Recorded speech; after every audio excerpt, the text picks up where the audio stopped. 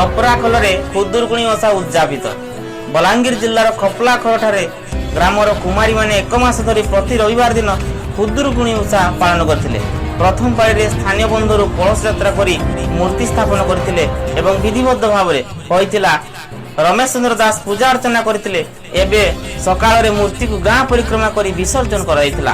ମୁଖ୍ୟ ଦାୟିତ୍ୱରେ ରଶ୍ମିତା ଦଣ୍ଡସେନା ଥିବାବେଳେ ମୀରାବାଇ କୁଁवर, ରଞ୍ଜିତା ଦଣ୍ଡସେନା, ରେବତୀ, ଚୁମକି, ଶ୍ରଦ୍ଧା, ନିରୁ, ଝିଲି, ରୀତା ପ୍ରମୁଖ ପୂଜା କାର୍ଯ୍ୟରେ ସାମିଲ ଥିଲେ। ବଲାଙ୍ଗୀର ଜିଲ୍ଲା ଖପରାଖୋଲରୁ रिपोर्टर सिबा गंडिटिया।